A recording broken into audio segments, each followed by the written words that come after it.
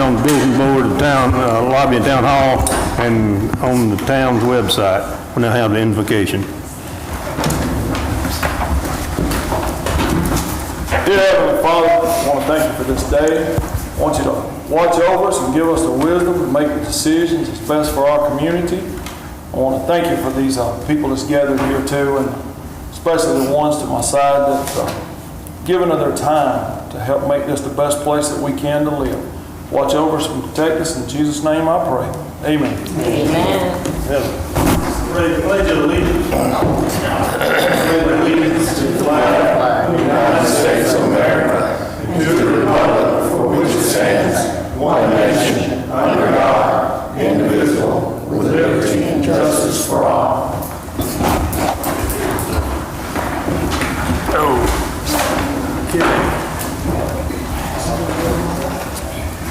We have a presentation from GMC.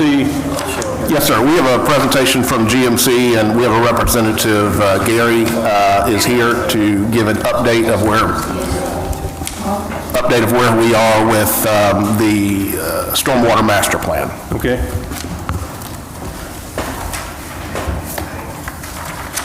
You stand there. You stand up there. I didn't check, so which one do you want to get? One or two?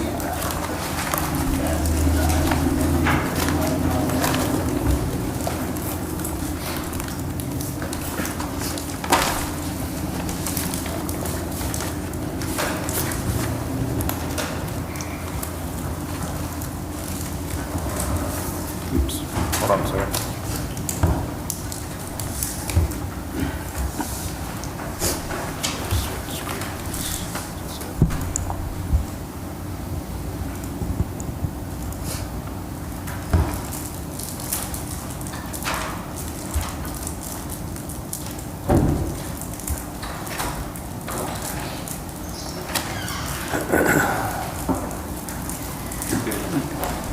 Hi, Gary Brown with GMC. I'm project manager for the Stormwater Master Plan project that we're working on.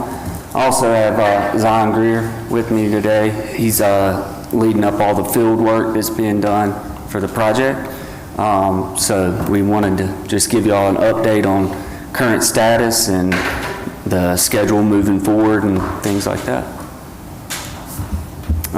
So the overall scope of work, the data gathering and field collection, then analyze the data, develop models to model all the stormwater flows in the town, develop a report of our findings and recommendations for improvements, and then also do public engagement as part of it and getting feedback. So we began by identifying a priority area where it seemed like, most of the runoff concerns were, and mapping that area out first and assessing the different structures, pipes, open channels, and the conditions of each of those structures, which included photographic inventory, any comments from citizens while we were out there. We would document where those comments were made and what the comments were. And then once we finished that area, moving through the rest of the town. So as of 3 o'clock this afternoon, we've mapped 247 structures, like you see, 8,610 feet of pipe, 23,700 feet of ditches. And so this is just an overview map. Each of those symbols on there is all the data we've collected and the locations of them. These are some of the things that we're documenting, the different types of infrastructure, different inlets, pulling manholes, getting inverts on all the pipes to be able to map out the system and find out where all the water is going, as well as recording things like you see in a couple of the pictures where it's difficult to get into some of the inlets. So this is the database that we're developing. and the pictures that are attached to those points. So the stitch line here that's highlighted, and it lists out the length, and that, what kind of maintenance would be needed. And then you can see that the channel is full of, sediment in there, so we're noting all that in the vegetation. So, a few areas where just cleaning out those channels will provide improvement before a full long-term solution can be developed. Improvements can be made just with some maintenance in areas in the short term. And we're going to develop and provide this database, provide access to it where you can click on each of these things and get that data.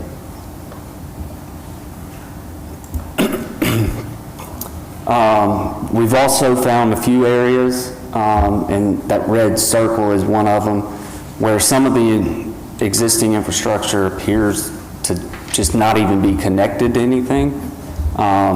So we're identifying and marking those as well, because those can also obviously cause the problems. It goes in the inlet, but it has nowhere to go. So we're identifying those. Once we identify all of them, we will we'll come back with CCTV and see, okay, does it actually go somewhere and we just can't find where it goes because we can't see it, but we're following the direction of the pipe and we don't see any other connection. One of the things that came up, I was talking to him about, is you've noticed in the cloth room parking lot that after a big rain, that whole parking lot floods up. But there is a storm drain in the middle of it.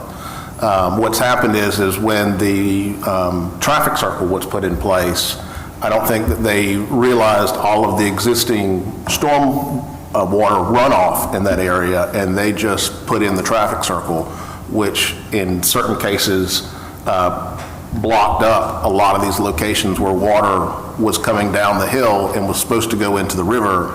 And so where you see it slowly, kind of like that pond slowly kind of dissipating and going down, it's because it has no place to go. And so it's just seeping into the ground at that location. And so those would be opportunities for us to fix that so the water is eventually getting down into the river.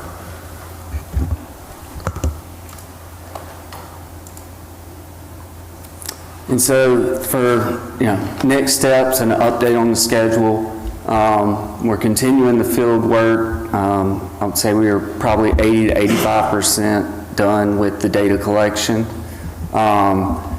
We will be finished with that by April, as well as providing a link to all of that data by the end of April. Begin modeling and the drainage areas and figuring out how much water is going in each location. We plan to have that finished in May. And then somewhere in June or July, we'll have a draft report for you all as well as the grant people, and get that all reviewed by everyone and commented on, and then present final results and findings and recommendations, and then hold public involvement to kind of help plan the different projects that we would recommend for improving the overall runoff. So if y'all remember, they're going to put together that plan, and once it's developed, and everything was paid for by both a CDBG grant and a RIA grant, a Rural Infrastructure Authority grant. So once it's all done, he'll have some price ideas of some of the major issues that need to be done, and then the town can take its capital budget and pair it up with loans, or I'm sorry, not loans, but grants with the Rural Infrastructure Authority, and start addressing these issues throughout the community. So if there's any questions, we'd be glad to answer them. And we're going to continue to be working to finish up this mapping and keep y'all posted as we progress with the model. Everybody? I have one question. The town has a lot of historic gullies and drain work. Is that salvageable? Is that completely inadequate? Is there a way we can maintain that? Some of them, yes. Some of them, and we're noting that as well when we find it, some of them are broken. So even if it gets in there, it's also blocking the path. So there are going to be areas where that would have to be repaired. Some of them are in good condition. What we're finding the most in those areas with that, historic infrastructure is the channels. So like the one right out here is perfectly cleaned out. The water can get in it and go where it's supposed to go. Has filled in with sediment and vegetation, so the capacity for it to go into the channel and get into that infrastructure under the sidewalks is gone. And so getting those cleaned out will, be a short-term, for sure, solution to do, improvements while further investigation on maybe a better long-term solution can be designed. You're saying if they're maintained and repaired, they are adequate, even Yes. though they're ancient? Yes.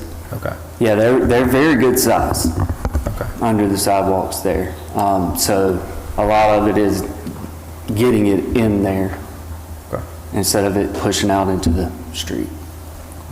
So what you all are doing, will it address all of the areas that have standing water and not flowing off, like flooding?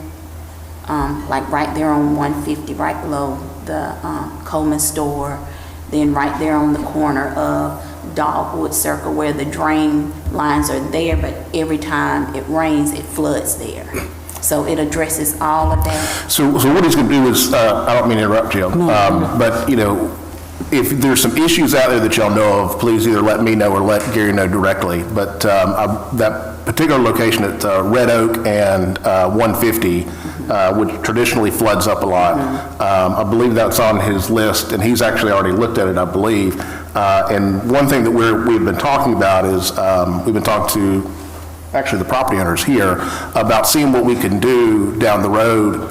They're going to provide us, these are the problems, these are the solutions, these are the cost estimates to be able to do that. And then the council gets to decide, which one gets first, which one we move forward with, and then how we're going to fund it and what we're going to do beyond there.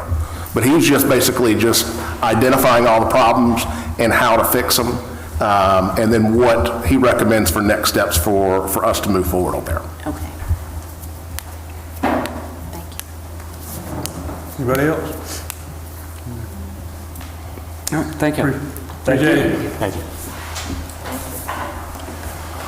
Next on the agenda is citizen comment, Darrell Paget.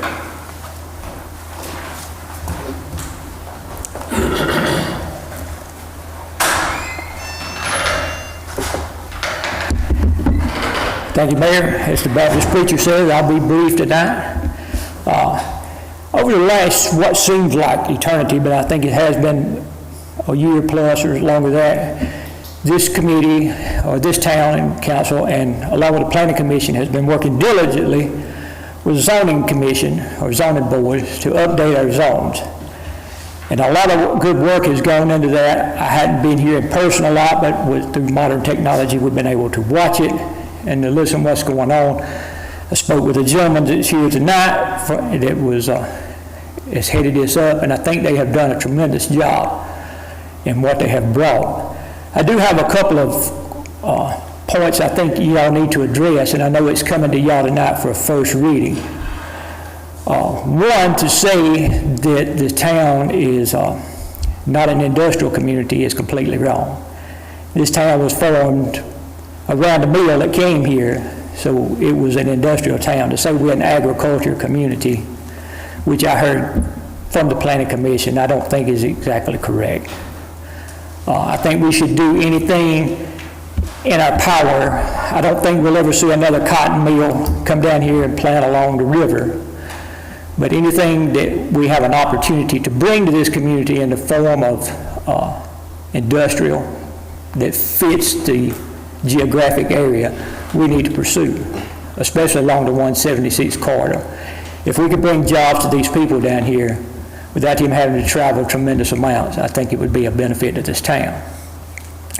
The second one that I heard that I think is a step backwards was in their vote, they said that they was thought that mobile homes should be allowed anywhere in the town, pretty much. And this past mayor and council down through the back from Elaine when she was here, they have worked really hard to clean these districts up and establish these districts and establish these zones in a way that brought positive growth to this town. And this is not the time we need to be stepping back. I know we have areas that have trailers. I know we have areas that have manufactured homes. I don't have a problem with those. I don't. But just to say a blanket that they should be allowed in anything that's R20, I don't think is right. And I think y'all need to look closely at those before y'all take any kind of vote on them like that. And this town, it's not that growth is coming to Packlet, it's already here.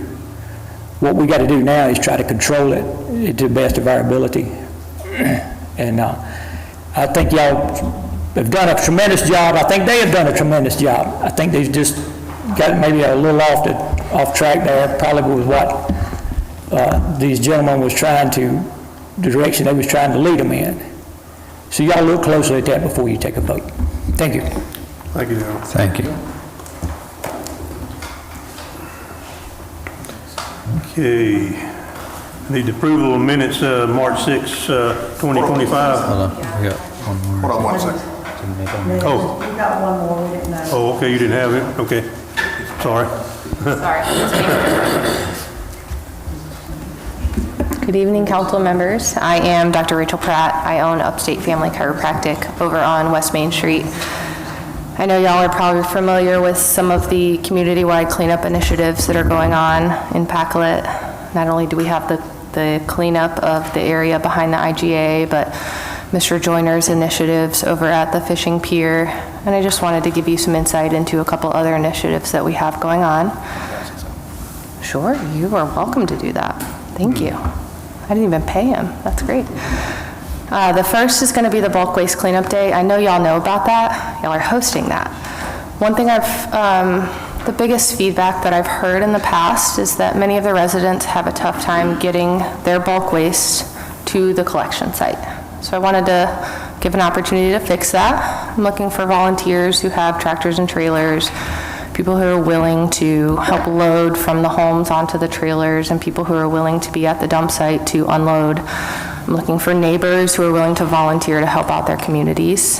And I would love your participation in that, whether that's just rolling up your sleeves and coming with us to help load this material, or just sharing the awareness to your communities and sending volunteers my way. The other initiative is going to be a Packlet community cleanup. So Palmetto Pride, which is South Carolina's leading anti-litter cleanup, they have recently unleashed their newest campaign, which is the SC Sweep. So between April 25th and March 4th, they're encouraging everyone to take the Palmetto Pledge, which simply means that you commit to picking up one piece of trash in that time frame. I kind of took that idea and ran with it, and I'm really hoping that we can get the Packlet community to take initiative and to clean up their neighborhoods, their workspaces, and their sports complexes. So I'm looking for individuals, I'm looking for groups, whether that's family members, friend groups, I'm looking for church groups, sports teams, coworkers, anybody to take the initiative to go out and to clean up the space that they frequent the most. On Saturday, April 26th from 9 to 1, we're going to be right here across the street behind the feed store to work on the trail next to Tail Race. I know that area is frequented by kayakers to get access to the river over there. I also know that myself and my kids love to take walks down that trail. Last year I went down there by myself. I picked up 4 trash bags worth of trash, and I did not come close to the amount of litter that's back there. So I know that it's an area that needs attention. So my request from you, you're welcome to participate in any or all of these events. You are welcome to organize areas in your own district. You're welcome to oversee initiatives in your own district, but most of all, I'm asking you to help spread awareness of these events. I think this information is going to come across a lot more important from you people that they voted for to run their districts versus me, the random chiropractor that most people don't know. So I am looking forward to working with each one of you. My contact information is down at the bottom. I do have some flyers here for each of you. If you don't mind, I'm just going to pass out a couple of them to you. You're welcome to hand them out, post them in establishments around your area, and just encourage volunteers to reach out and to contact me. So I appreciate you letting me speak this evening. Thank you. Thank you. Okay, if I pass this out to them. Sure. We have another one too also. Another one, okay. Keep in, And if anybody else wants to, you don't have to speak. Okay, I just do the board. keep in mind that if anybody in the town wants to pick up any type of trash or walk around or pick up things in your community, the town will provide grabbers, trash bags, and these little devices that hold open your trash bag. So if anybody wants to pick up any time, doesn't have to be for just this event or any time, we will provide all that stuff for them. Okay. Your name, ma'am? Pat, Patricia Kabori. I live on 258 Green Street. What I would like to talk about is the aftermath of the hurricane that came through. The neighbors really supported each other, which was really a good thing, and they checked on each other. Unfortunately, there have been some elements that have moved in that block that have caused some serious situations. There was a shooting in the block. There was a stabbing, which resulted in a arrest and a charge of attempted murder. And there was a fire in one of the residents, in one of the houses. It was a pretty bad fire, and the older lady who was the tenant lost everything. And while I'm certain that the town cannot tell property owners who they can rent to and who they can't, I think that when problems arise, the owners have to be held responsible for them, because people could have gotten killed. And there was an element in the town that was very problematic for the people who lived there. The other thing is the aftermath of the hurricane. There's a tree that fell, and it's going to fall down, and it's a big tree, and it's going to pull the lines, the power lines down. And so it really needs to be dealt with, because it's huge, and it's broken in two places, and it's moved since it first fell down. So at the beginning, it was at the top of the house, and now it's in the middle of the house. And if there's a big windstorm, that tree is going to come down. I'm sorry? Where's that tree at? Where's that tree located? I live at 258 Green Street. The house is not occupied. Oh, it's in that unoccupied house lot. Right, but now I understood that last year, Mr. Lee was taking the owners to court. They had a court date, but nothing has been done. With respect to the other house, which is on the other side of the field, they were burning trash when there was a ordinance about not burning.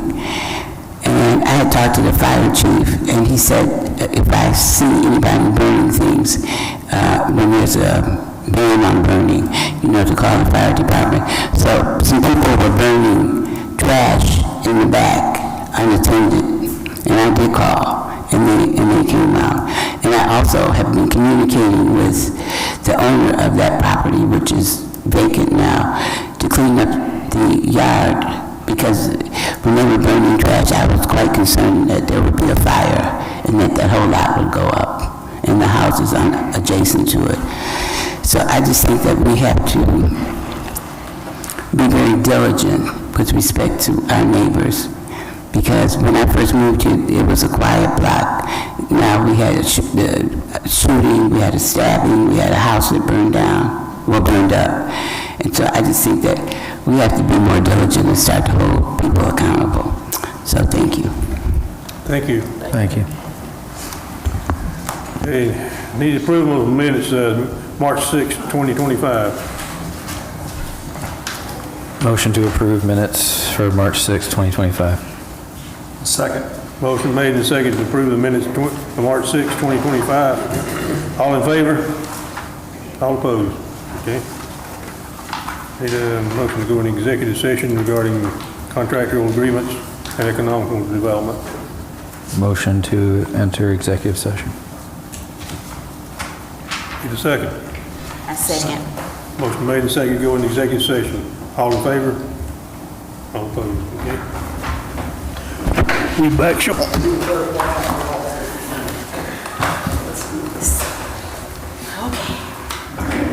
Wait on Tom. Yeah.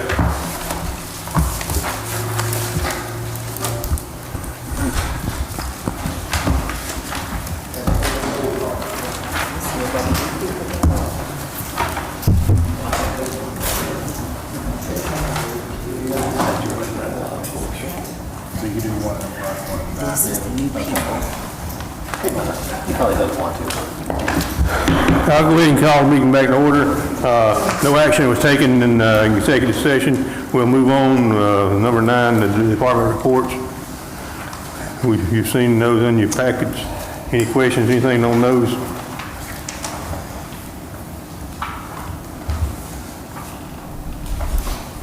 Okay. You have anything, Patrick, or you want? Give me a couple minutes, a couple Okay, seconds to all right. everything backloaded again.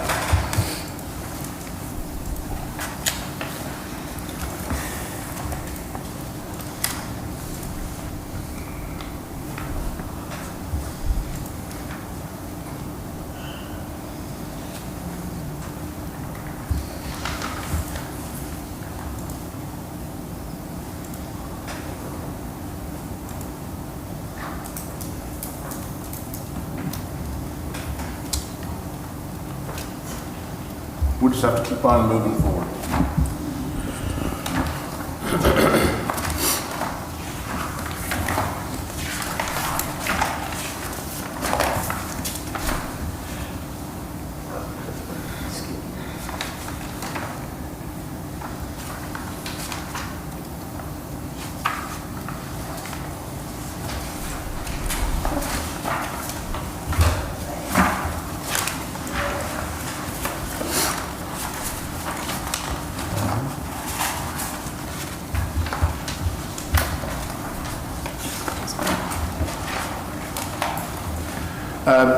Just a reminder that we've got the Broome High School students are going to be coming out this Friday, 9 a.m. to 12 for Legacy Day. If you've noticed, the landscaping out front has all been kind of torn up a little bit. That's been done like that so that so we're getting ready for the new landscaping that's coming in. So we've had a volunteer design something. We're bringing back the original Walter, is that right? Walter Green used to maintain some rose bushes out front, and so we'll be planting those rose bushes back in there, as well as some nice landscaping out there, and as well as the flagpole is, so that'll be happening. So if you can, please come out and be a part of that. It'll be a great day to spend with, I believe we've got 35 high schoolers, 3 adults coming from Broome High School. Would love to have you come out and be a part of that. I'm looking at you right there. You right there. Yeah. What's the time, 9 to what? It's 9 o'clock to 12 o'clock. Okay. The TV cameras may or may not show up, I don't know. But I think it'd be a great opportunity to kind of work with the school district, the school council, and maybe some other volunteers that show up. So, and if you haven't seen them, you see the banners that are up on the traffic circle that have been placed out there. Before there were some smaller banners, and now they're much bigger, so you can clearly see them when you're coming through.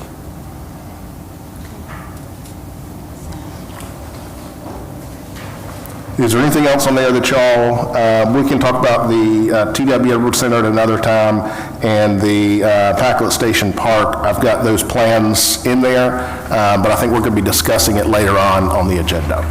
Patrick, Yes, ma'am. the postcard, asked a couple of people, they hadn't received them, so you might want to check on that. Okay. We would send out postcards to all residents that we're talking about the upcoming events, as well as our bulk waste days. I know that Tony had gotten one. Have any of y'all gotten the postcards? Yeah, I have. You got one? You got one? Are you getting it at a P.O. box or a rural? Mine P.O. Box. P.O. box. Mine's P.O. Box and I ain't got one. You ain't got one?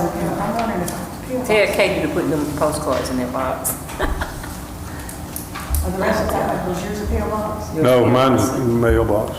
I'm just wondering if the P.O. boxes are not getting them. We'll have to check on that, because we paid for it to be a saturation in all the routes for everybody to get those. Okay. Okay. Any other questions? Do you have anybody? Hey, you want to update us? I see here there's something on here about the fishing piers. Work has began on that. Yes, on the fishing piers, work has begun on the fishing piers. If you haven't been out there, you may see somebody that's out there working on those. We were trying to go after a PARD grant to get some of that paid for, but we're unable to get that this time. We will try for another project down the road. Okay.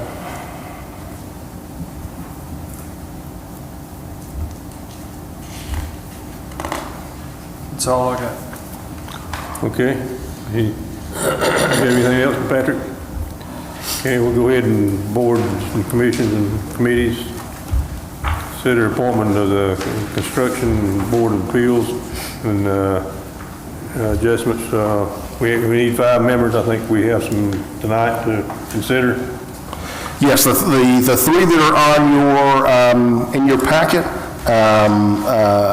we've vetted them, they're good to go. If you would like to go ahead and put them on there, I believe Mr. Bracken's presented that to me, and they're presenting here tonight for y'all to consider.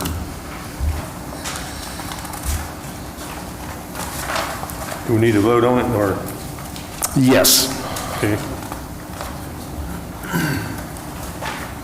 Y'all see them in the packages? That'll bring us up to 4. We need one more, but yeah, that'll bring us up to 4. I believe it's 3 that's on there. Are there 4 in the packet? I think we already had one, didn't we? I don't think we have any yet.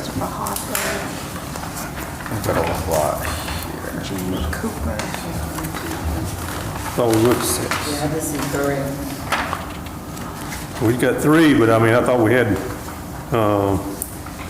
one already. Might have been mistaken.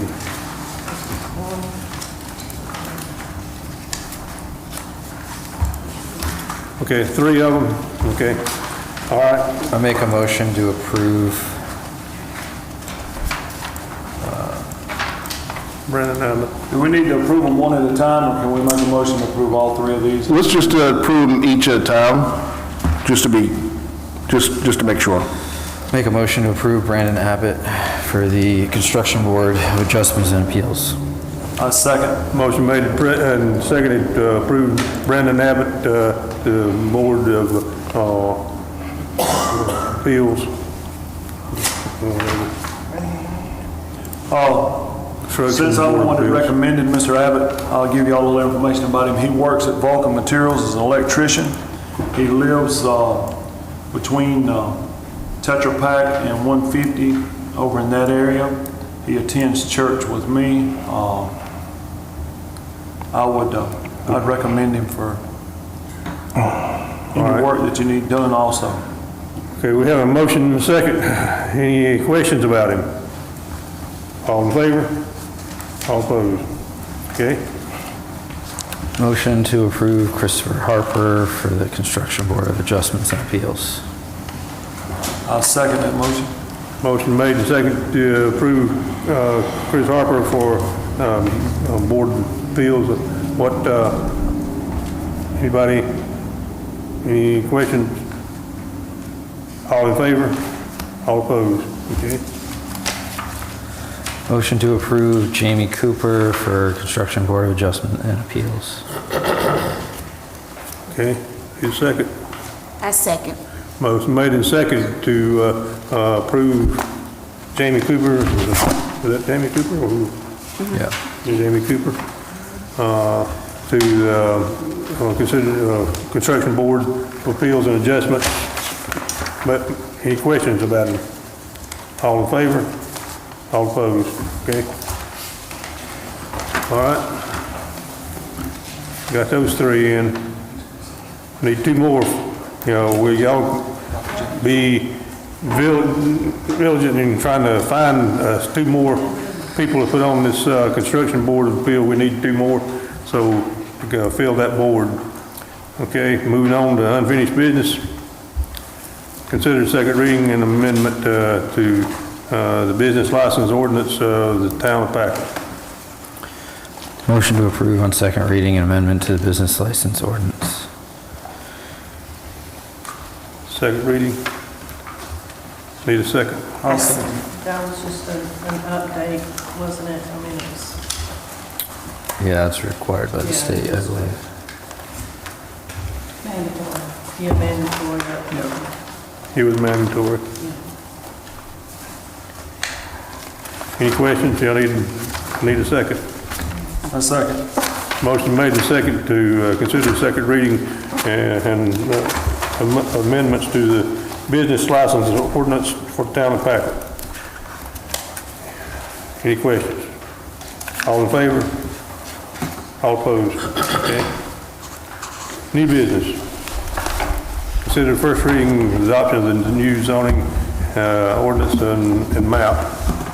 Y'all have, most of y'all have had that, and Jeff is here to help us out. We have Jeff Gilbo with the Appalachian Council of Governments, and his colleague Jake is here as well to discuss the current zoning ordinance, what the Planning Commission had gone through, and what are the next steps. Keep in mind that the Planning Commission has been meeting for the past about a year now. We started this process in August. Okay. And so the Planning Commission has had several meetings, and they have put forth what they recommend for the council to approve. There's already been a public hearing, and after, we have two readings, this reading and the next reading, which will be on May of next month, May 1st of next month. You can still make changes at the first reading and the second reading, and they don't need to go back before the Planning Commission, nor do they need to have another public hearing. So if you find anything on there that you still want to change from what the Planning Commission had provided, you can do so at this meeting. You can also do so at the May 1st council meeting as well, before you adopt it fully. Correct. We have been working on this since August with the Planning Commission and a couple of the council members above. What we have done is you had a more design-oriented zoning district, which there were some issues with how that worked with people trying to come in and conduct business. And so what we have done is taken you back to a more traditional zoning ordinance. I was going to give a very brief overview since you have this in front of you, and then talk about a couple of the changes that were made at the last Planning Commission meeting. So your new ordinance has 15 zoning districts. Not all of those are represented on the map. As you can see the map, you've got zoning districts. And so several of the ones that are on the list are not included in there, but they are included in your zoning ordinance as tools for to use moving forward, depending on different situations that may arise. So for example, there's nothing on the map right now that's zoned as your mobile home district or your duplex district or the planned development or flexible review districts. But I do believe those are good districts to have in there as tools for to use as certain types of projects come before you. And so what we are asking for tonight is approval on first reading of the ordinance document as well as the zoning map. Said there was some, y'all changed something on the last Right. meeting. Could you go over those? Yes, so on page 3-5, it's section 3.7, annexation and zoning. One of the recommendations that the Planning Commission made was to add a sentence in there that all annexations shall be required to appear before the Planning Commission prior to council approval. They felt they wanted some more input into that process. Yeah. Now, state law says basically, they don't have to come before planning commission first, because until they're actually in the city or the town, the planning commission doesn't have any purview over those properties. And so you can do a process where they go before the planning commission first, or you could revert back to the process that you had before, where they just came before the town council. And if you do decide to go that route, as by way of recommendation, I suppose, doesn't have to be in the ordinance, is that if you did have a project like a planned development district or a flexible review district project, one thing you might consider is bring that before council for first reading, but then allowing planning commission to look at it, because there's a lot more involved in that, because you can't just approve the district, you have to approve all the rules and regulations that go with it under those two district types.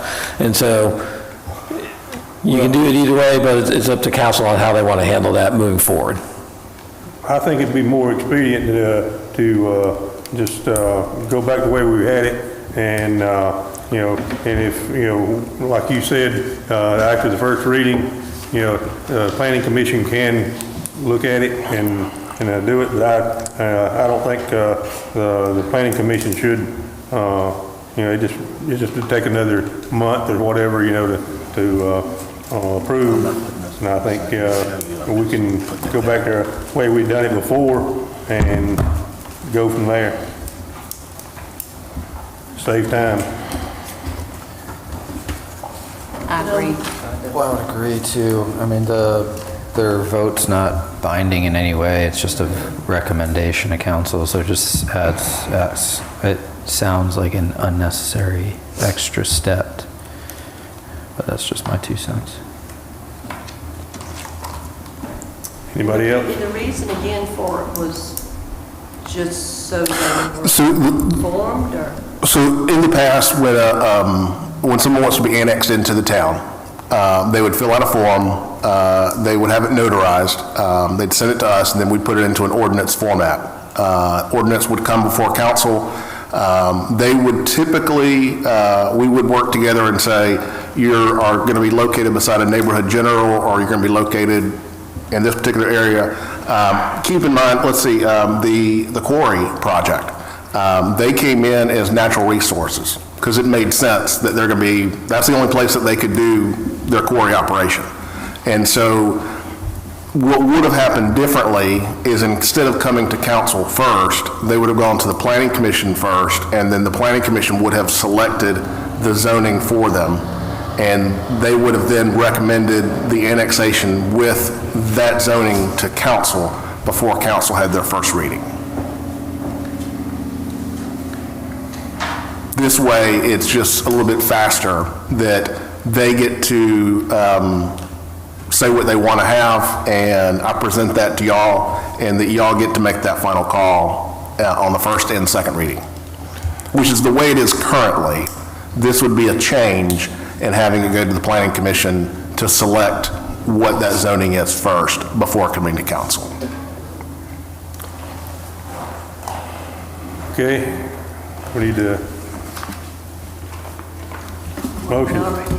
Are we voting on each edit? I think if I get basically a consensus of the group, and then you'll just vote on the first reading with those changes in the motion. Okay, all right. Already be zoned.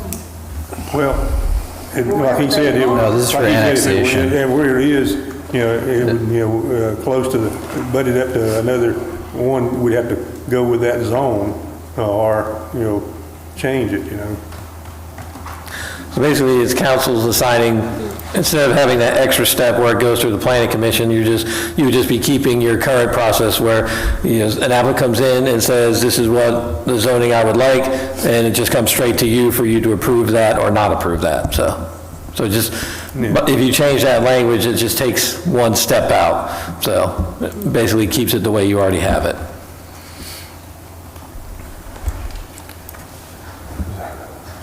What do y'all think? I mean, is it consensus to that? I agree, just keep it the way that we've been doing, annexation. Well, yes, I agree with that. Okay. Rick, how y'all feel down there? I'm okay with it. Okay. All right, moving on. All right, so the next change was to the R20 Single Family Residential District, which is page 3-10. So the way we had originally written the ordinance, your R20 and R10 single-family districts did not allow mobile homes or manufactured homes, basically just stick-built homes. The ones that existed in those zoned areas could remain, they're grandfathered in, they're not conforming, so if somebody decides to take the mobile home off the property, they could not replace it. If it burnt to the ground, they could not replace it. And so the Planning Commission recommended that we add mobile homes and manufactured homes into the R20 district as permitted uses, but they did not do that for the R10 district, just the R20. And so you have a separate mobile home district, which you can zone properties as that district, and that allows for whether it's just a single mobile home on an individual lot or a mobile home park. And so you have a district that would allow that, where if you had an area, say you had an area now that's non-conforming, but you want them to maintain those there in the future, you could rezone that property to that mobile home district, and then subject to those regulations, they'd be able to keep those on the property moving forward in the future. That doesn't make sense to me. I looked at the map. The places that they have R20 that's saying that mobile homes can be put there, it just doesn't make sense. All right, and just for reference on your map, this light yellow color is R20. Right. That's most of the town. Am I wrong? It is the vast majority of your single-family zoning, right? Yeah, so no, I have a problem with that. So the places that the mobile homes were placed prior to, I mean, I could see that in those places because some mobile homes are already there. Mm-hmm. And then to say that if they burn down, that the people cannot bring back if it's over 50% of the damage. So no, and then I also know that some people have bought properties with the intent to put mobile homes there, and if this goes into effect, they won't be able to do that. So no, I have a problem with that. That needs to be reconsidered. One option we had looked at was where there's a section on Dogwood Circle that was zoned for mobile homes, that as a possibility that you could end up zoning that particular area for mobile homes and leave it like that. But one thing that came up, and they were asked, she mentioned a question, I'm not sure if y'all talked about this, but not so that you could put up a park of mobile homes, that there would still be one mobile home per lot. Is that right? That is correct. So the mobile home district allows mobile homes on lots of at least 5,000 square feet, so typically 50 feet wide by 100 feet in depth. In order to do a mobile home park, though, I think it's a 5-acre minimum to do that. And you could have a park where they're not on their own individual platted lot, but there's still size requirements per mobile home that they would have to meet. So they couldn't do a park and, cram them into a smaller space. Right. There's still property size requirements in there that would limit, where they would go. But it does give you the option to do a single lot of at least 5,000 square feet if you're the property owner and you just want to put one mobile home on there, that district would allow that. So what you would look at, say in the Dogwood Circle example, I can work with Patrick on identifying what those properties are, and we could look at whether that's reasonable to rezone those to that mobile home district perhaps. So. Thank you. And is there any type of lot size requirement for that? Again, for an individual mobile home, 5,000 square feet. Okay. So. 5,000 square feet. Give me that in the sense of like an acre. Is that like 0.0 what? It's an 8 acre. So 8 to an acre roughly, really less than that once you put in roads, so maybe 6 or 7 once you had to put in infrastructure to support like a subdivision or a mobile home park. So to compare it to some of your other districts, your smallest single-family district is 10,000 square foot lots. Your duplex, the residential duplex district would allow single-family also on 5,000 square foot lots, and duplexes on a 10,000 square foot lot. So it's sort of in keeping with that type of density, so. Could there be anything I'm not sure if in that district, can you set it up so that everything has to be new coming in, that you couldn't have used? Like if there'd be a date, a manufacturer's date on Or it? within a certain year. No older than, say, 5 or 10. It talks about having to meet the most recent building code, the HUD building code for that, so that's going to be the limiting factor. Okay. So if it's, a 1975 unit that doesn't meet the current building code for mobile homes, then that would not be allowed, so. Right. Okay. But we can look at that and bring something at the next meeting for y'all to look at on that. Thank you.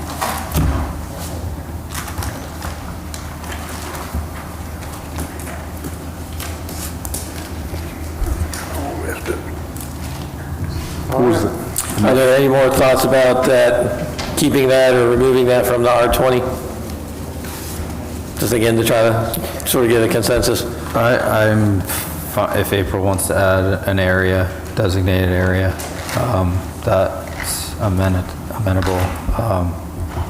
But the wide open R20 is a huge problem for me. But if we can designate an area that satisfies what Ms. You want Green's to talking about. try to create that district first and then come back to that?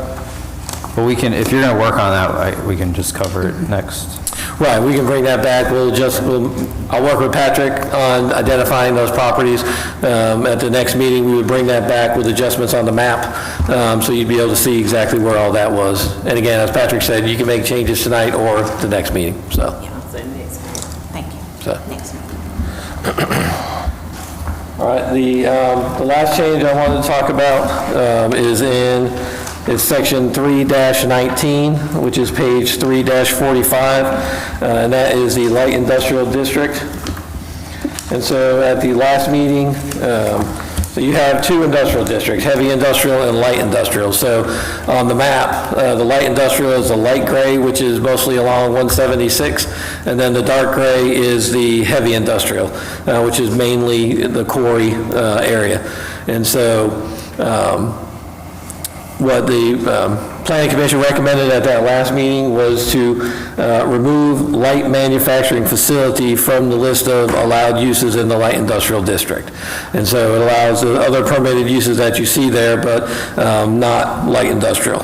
And so just for comparison, I printed this out. So just some examples of light industrial uses: materials testing laboratories, assembly of data processing equipment, contractor offices, cabinetry work, machine shops, photocopying services, software publishing or production. That compared with heavy industrials like aerospace, shipbuilding, mining, machine tool building, steel production, much heavier types of uses. And so that's why you have the two districts to sort of separate those out, so. There was a concern, I think, for chemicals, and chemicals would not be as part of light industry. Correct.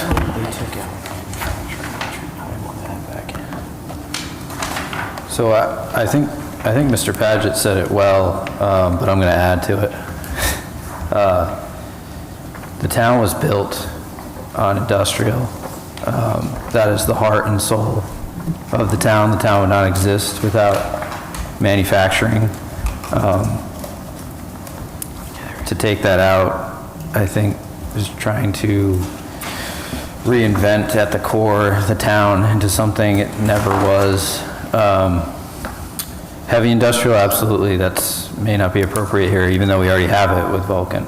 I think we have enough, but light industrial, if you look at these items, and we already have light industrial here, and we've got a pallet factory, we've got alternator exchange, hydraulic shop, they're not a problem. They're actually beloved businesses. So I would want to add back in the manufacturing and production, light manufacturing and production. I don't see any problem with that. Yeah, I'd agree, and you're looking at higher paid wages with those and more people, more jobs with those. You wouldn't have to go through Greer, Duncan, Greenville to find higher paid wages and jobs. And I think that'd be good to put it back in. You know, light industrial is, you know, we have some, you know, Union and Jonesville, they have it right there on 176. That's where we got our light industrial areas out there, so I don't think it'd be a problem. Those are all the changes that I wanted to talk about. If anybody has any other questions about other sections of the ordinance, I'm happy to talk about those as well. So.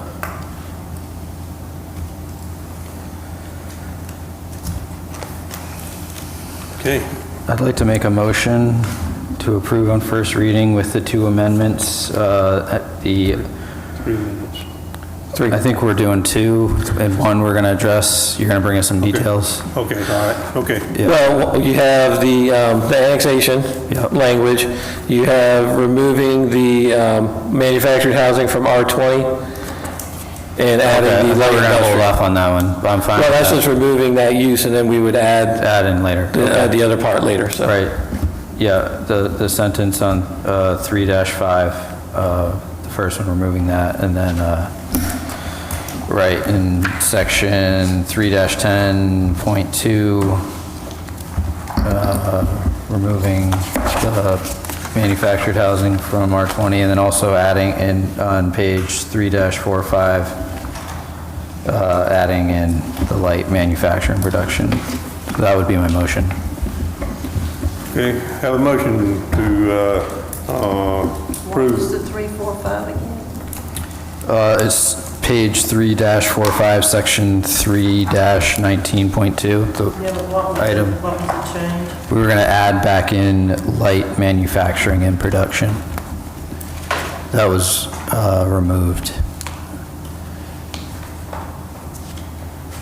You don't see it So on, the manufacturing and production would be like a line, like these big warehouses along These, the interstate? well, this list here, carpentry work, machine shops, photocopying services, software publishing, that sort of thing. that's like. Nothing heavy like aerospace or chemicals or transportation. That would be considered heavy. Yeah, these are light ones, you know, like on that page we had there, and, you know, Similar to what we have already in town. yeah, things like, you know, going in down there at Eaton and all that, so it'd be light. So we're just adding this list to the one that's already in here? It was Adding there one item before. to the list. Yeah, It was originally in there, the planning commission originally there. recommended that we remove it, so that's why it's not in there currently.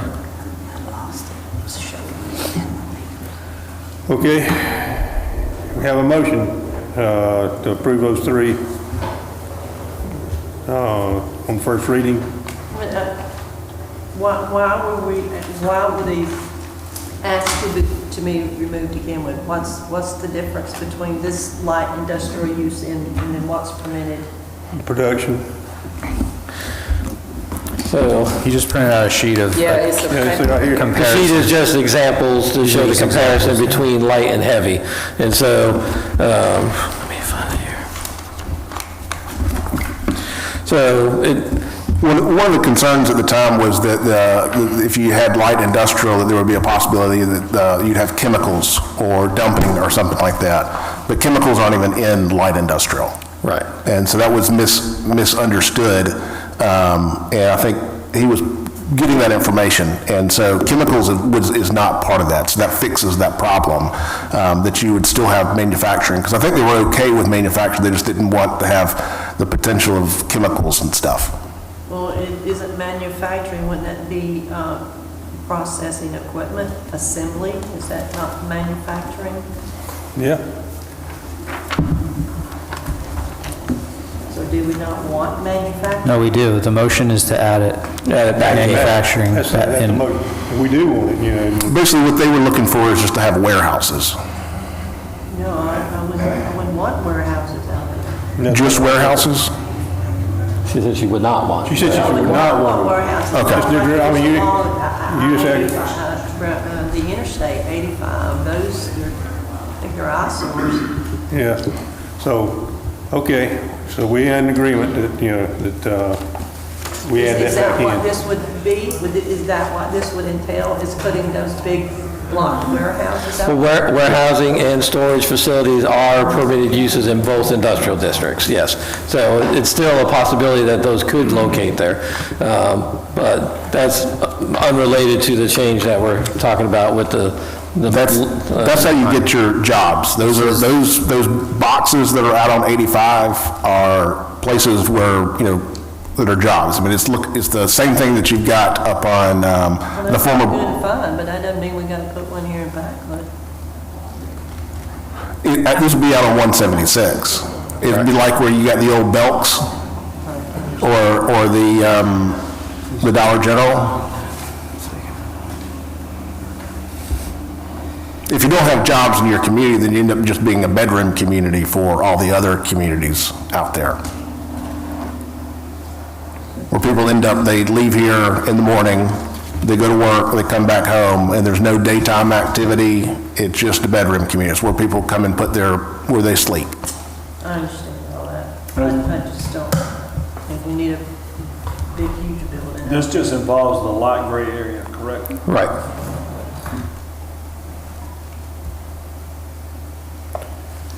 Okay.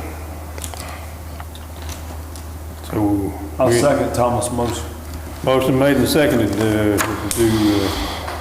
approve the second reading, the first reading of the zoning ordinance and map.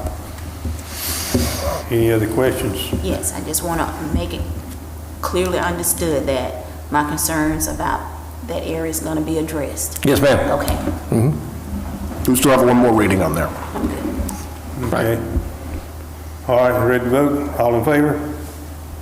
All opposed? Okay. All right. Thank you very much. Thank you.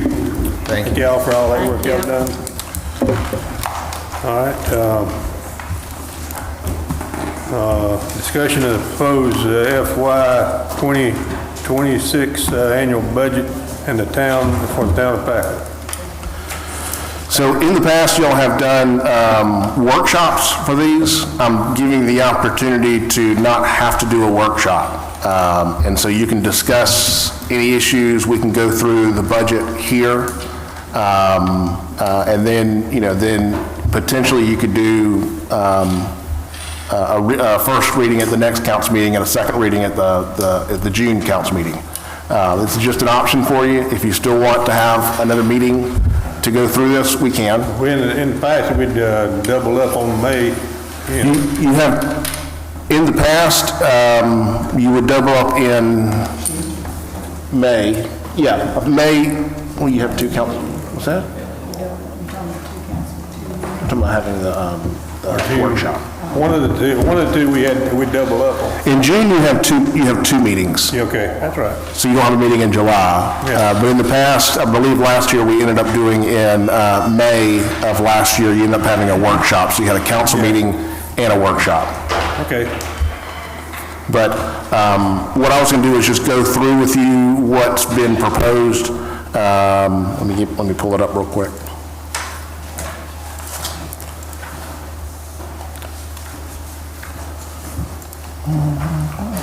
Well, you give us this, we can take it and look at it and get back with you next time. And like I said, I'm not looking for a vote today. I was just going to go, I'll just go through it real quick, and then you'll have an opportunity to kind of think about it, look through it, Okay. talk amongst yourselves, and then come back. Okay. Let me do that real quick.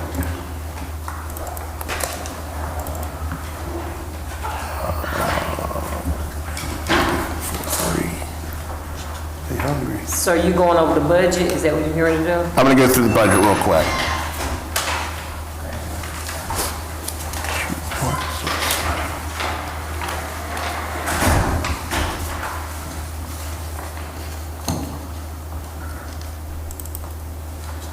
So here is the budget that's on here. On one side is the approved budget from 2025.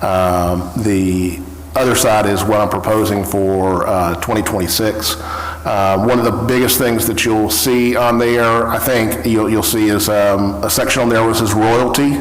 What that is do you remember when you annexed in the quarry project and they agreed to pay you a 20-cent per ton royalty to come into the town? Part of that agreement on there was that until they get up and operational, they'll provide $100,000 a year until they're up and operational, and that'll be a credit towards what they will be providing in the future. So that $100,000 on there, It's all in the back here. that $100,000 is that amount, and what would end up happening is you'd take some of that and give it to part of the budget for next year, and the other part would go into future capital projects like your stormwater, your roads, your building of infrastructure, or police vehicles, or various other things. The public safety would still be, sorry, y'all can't read it.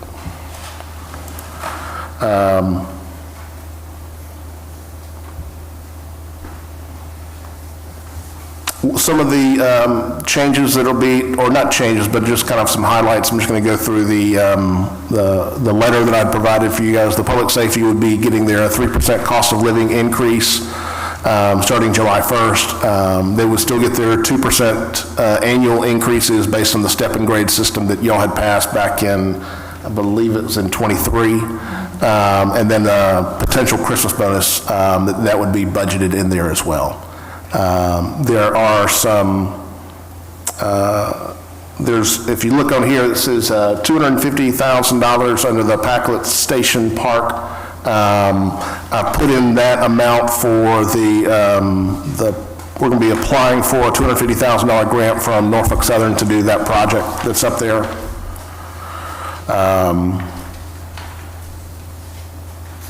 Let's see. Under the sanitation and grounds, under the grounds, I've put some additional dollars in there under both miscellaneous and supplies.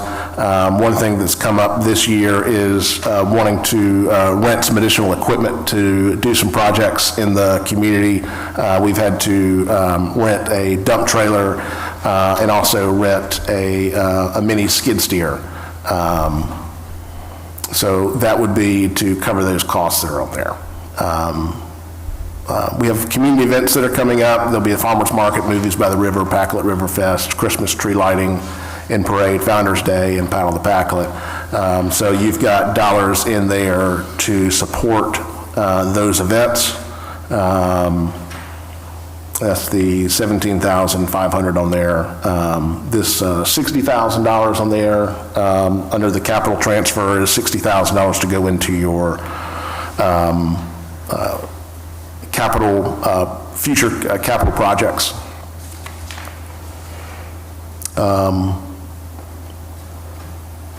One of the big things that I'm proposing in this is to provide a 9% salary increase to all non-police employee staff, so that includes town hall, not including myself. I'll be taken out of that, so that'll be the clerk, the assistant town clerk, and our 4 public works employees would end up getting a 9% increase.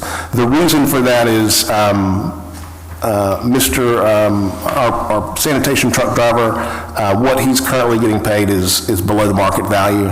What Ms. Kirby pays is below the market value, and trying to get our staff in line with where they should be in terms of pay scale on there. Another thing that I wanted you to be aware of, we knew this time was going to come at some point, and we've been working with our assistant town clerk to move into the role of town clerk. And so the plan starting next year, July 1st, is that we start transitioning our assistant town clerk into the clerk position. And then towards the last few months of the fiscal year, that person will become the town clerk and do all the work associated with the town clerk. And then our clerk of many years will be no longer full-time at the end of the next fiscal year, but will be brought back on a part-time basis for any assistance that we may need moving forward on there. So Jennifer Gilbert has agreed to be the town clerk moving forward after Ms. Kirby leaves. And keep in mind, council still has to approve that. But I wanted to present this to you up front now to show you this is the direction that I'd like for council to consider. And if y'all feel the same way, I'd like to move in that direction. But we have somebody who lives here in town, not far from Town Hall, who has agreed to be our town clerk and is currently going through and taking a lot of classes and training, training that wasn't provided for Ms. Kirby when she was here, but she's been going through a lot of training and learning a lot of stuff out there, and I think she'll be an excellent candidate for your town clerk. Keep in mind, I can't appoint her. That is only done by council, but I'm making the recommendation that we start in that direction, that Ms. Gilbert ends up becoming the town clerk. Are we required to advertise that position? I don't think if we do it in-house, we don't have to. Okay. But I will check with MASC and verify that. One thing that you'll notice in the revenue on here is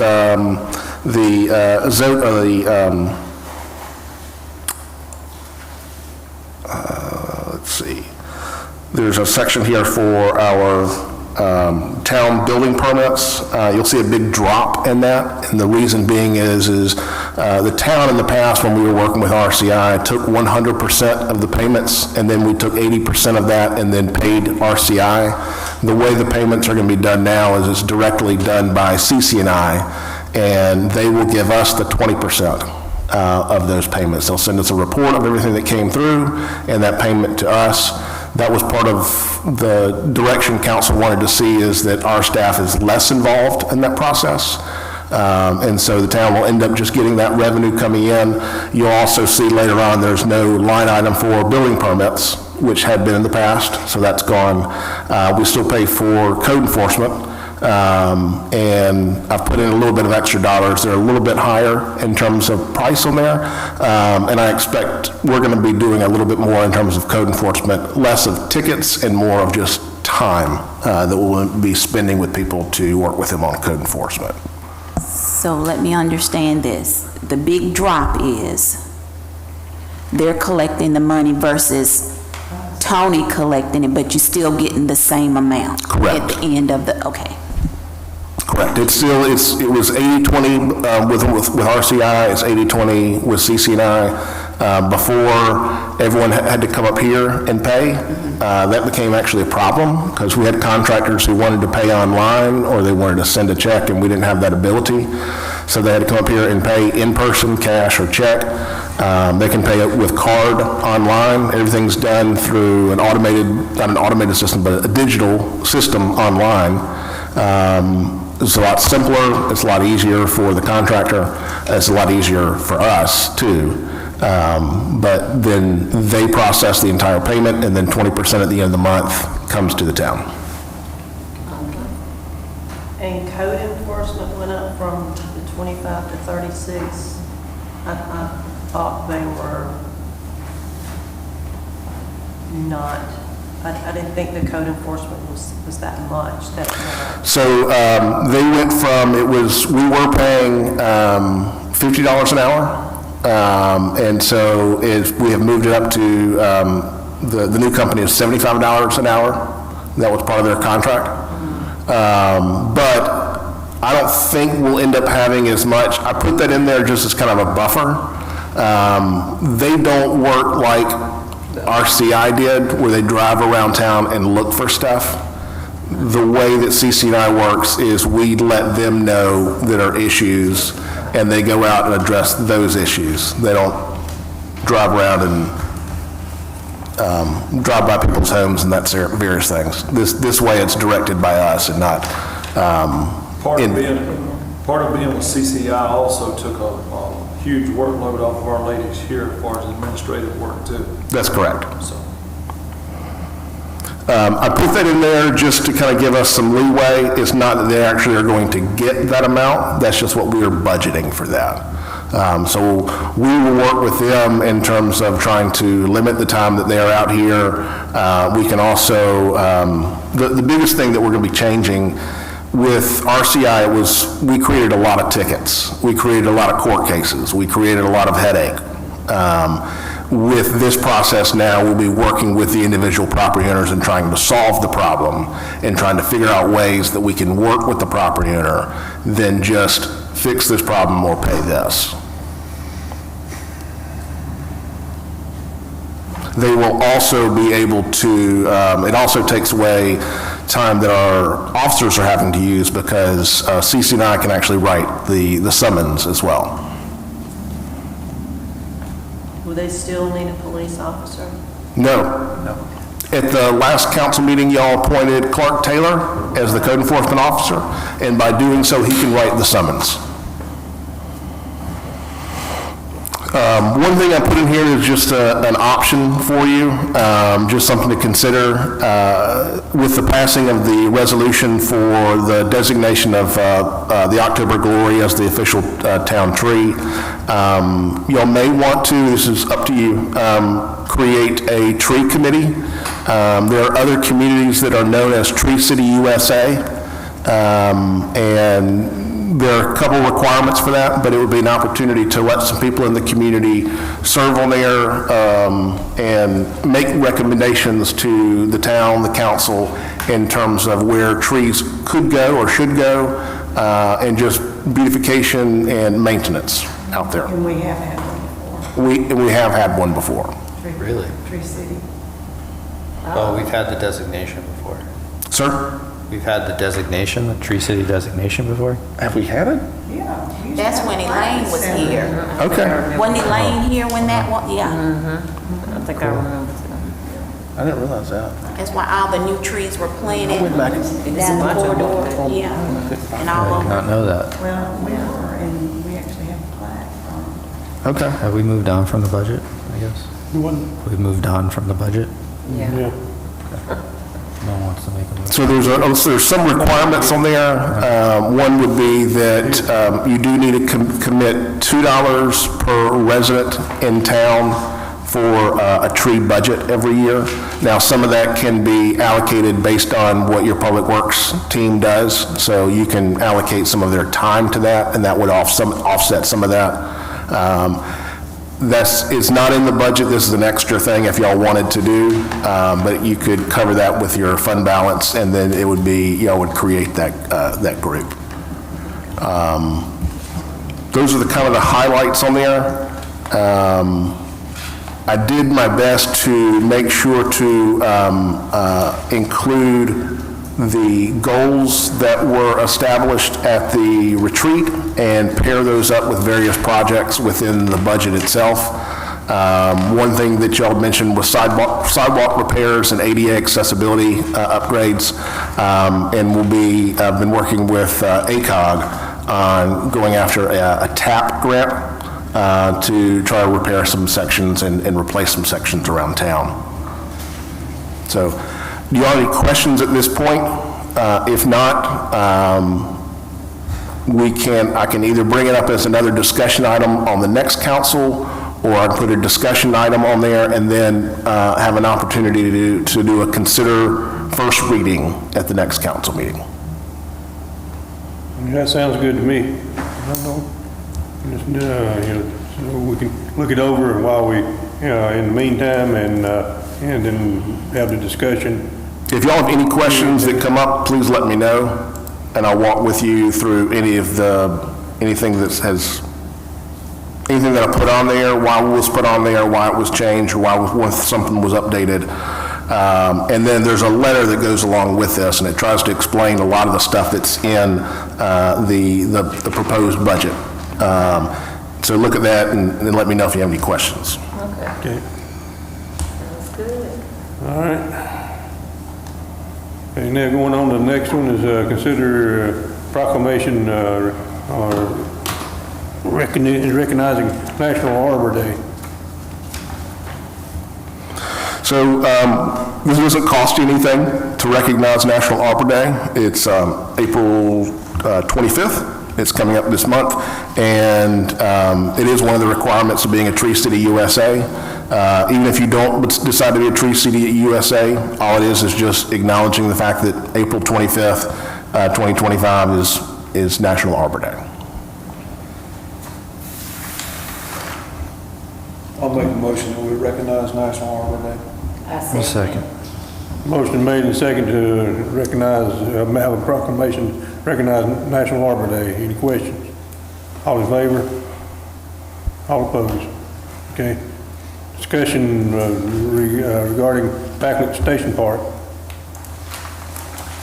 I asked Mr. Kay to add that to the agenda because I know that there's some work that's been done on it, and we haven't had a meeting. I think we only had the 2 meetings.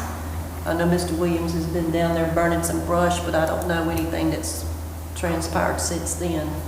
And also too, when I wanted to know when were we going to get the funds for the grant? When were those going to be available?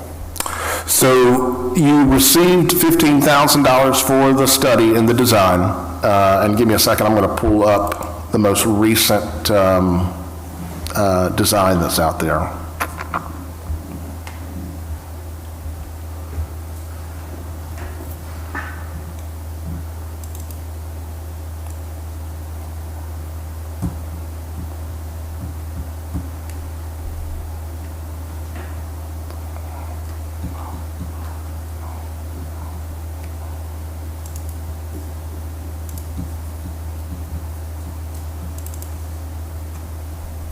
So this is the most recent design that was created by SW.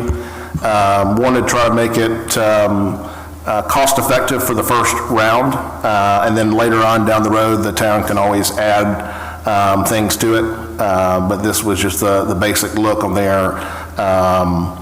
This is the walking trail that goes around the outside, connection points into various sections of the adjacent private properties. And then they provided us with a cost estimate, which is here about $217,800 of the cost on here. I was going to wait until, since it was requested to be on the agenda, I was going to wait till today. And if y'all are still good with the design on there, I'll submit that in a grant to Norfolk Southern today, or not today, tomorrow, or next week. And then as soon as that goes out, it's just a matter of however long it takes Norfolk Southern to officially approve it and send money. Okay. So this right here is just the first phase. So I just want to know what work or what does it look like now? I haven't had the opportunity to go down there. It's just some clearing and all, just some shrubs and things like that. I would encourage you to walk it. We're removing invasive species and mowing, pretty much. Yeah, I want to get down there. It's just that I haven't had the opportunity yet. It's going to be a pretty good area there, and it's got it cleaned up. Would it help to go ahead and do some, us to provide some cleanup, more cleanup to help, would that help get the grant going or what? Would you suggest that? I mean, I don't think it's going to be a factor in terms of the town gets the grant or not. We have a pretty good relationship right now with Norfolk Southern to be able to get that, and we'll stay on them. We've already had contacts with our Norfolk Southern partners on there. They said just go ahead and put it in and we'll go from there. How long that takes, I don't know. I do have it on your budget for next fiscal year. How long do you think it'd be, how long do you think the process is going to be to get the money and start that? I've got the budget right now for y'all bringing it in July. It may come in sooner. And then once we know the funds are coming in, I will take this drawing as well as information from SW, bless you, and put it out to bid. So you're saying it would take from tomorrow to when you submit it to possibly July? I have no idea how long it would take them. How quick have they been in correspondence anyway? They've been great with correspondence. I mean, I'd send them stuff, but their timeframe for the grant starts April 1st. So it's like April 1st to September. So they have... I know that they're going to be giving us a grant. They have instructed us, they have made it apparent that they're going to give us something. So we originally were asking for about $240,000, $250,000. And they said, well, for that amount of dollars, let's have a plan. So we said, okay, let's get $15,000 and we'll do a plan. So that's what we've done. So now it's going back to them and saying, we've got a plan. It meets with our current lease that's out there. The community likes it. I think council likes it. Now we submit this to Norfolk Southern for the dollars. Now, will they give us the funds? I'm not Norfolk Southern, so I can't say yes or no. But every indication has... I would think so. I don't think they would really let us get this far and not. I think it's just a matter of how much.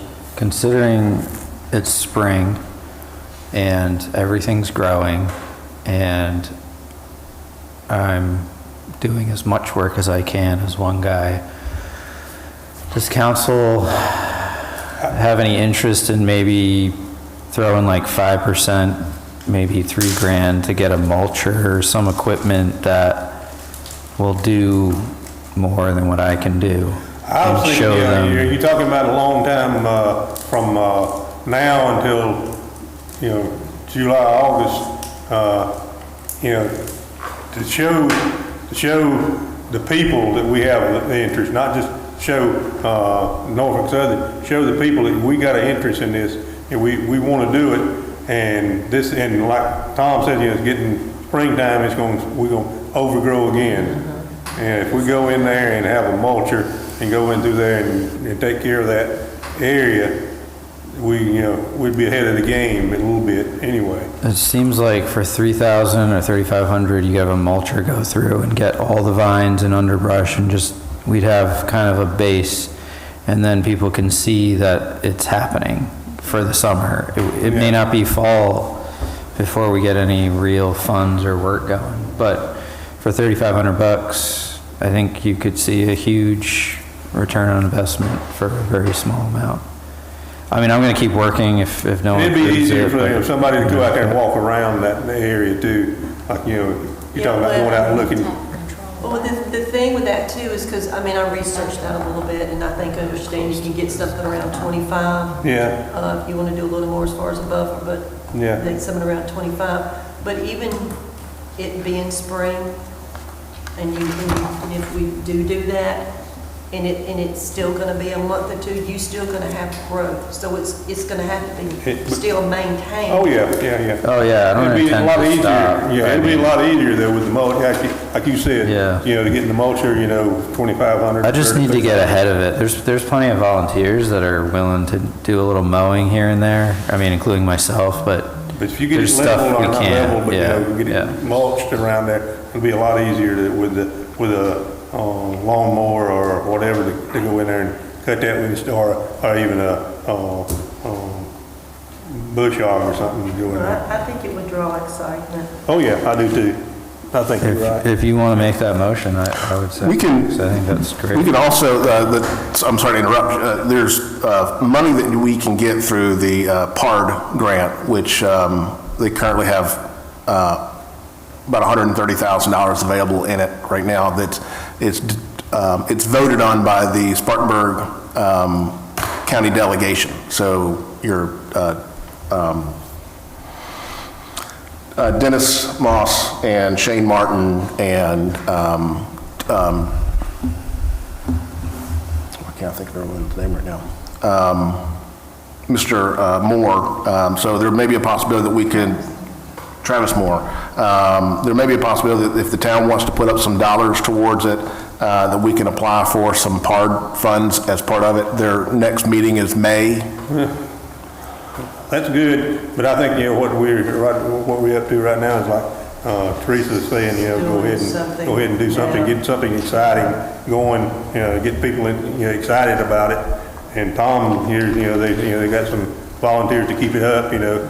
I think, you know, that's the way we ought to go, and, you know, spend that money to, like, get a mulcher and do that, you know. I think, you know, and to just kind of keep the momentum going. Yeah, you know. yeah, exactly. When you say get a mulcher, are you talking about purchasing a mulcher? No, getting somebody, somebody will come in and do it. Yeah, rent it or hire someone. Okay. Yeah. hire somebody, it's around $2,500, $3,000, somewhere along in there, to get somebody with a mulcher to come in and do it. Just kind of clean up, make it look pretty. Exactly. You know, get some excitement, get people out there already walking it, Yeah. moving and grooving. I mean, I think that's what we had talked about at one point anyway, is to see how people approach it, see how people walk it, Yeah. see how they come into it. Would you like to volunteer to drive the mulcher? I can see you now. You want to go ahead and make a motion to do that? To spend the money? Make a motion to, I guess, I don't know, we. $3,000? Yeah. It'd be $3,500, we could take it out of hospitality or general fund. Hire someone, to hire someone to come in. And I I'll think- second.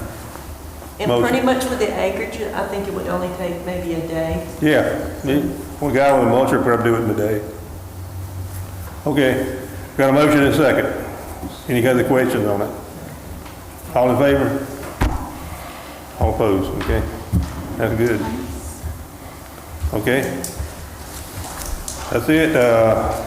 Any comments, Mr. Starr? No comments. About you? No, sir, I'm good. You good? How about you, Tom? Just one, keep, next Saturday, April 12th, or I guess it's a week from this Saturday. The 19th? Nope, it's the 12th. EJ's is hosting their spring market. Last I checked, they still had some vendor spots, but I'm not sure if that's still the case, but try to support that if you could. That's all I have. Teresa?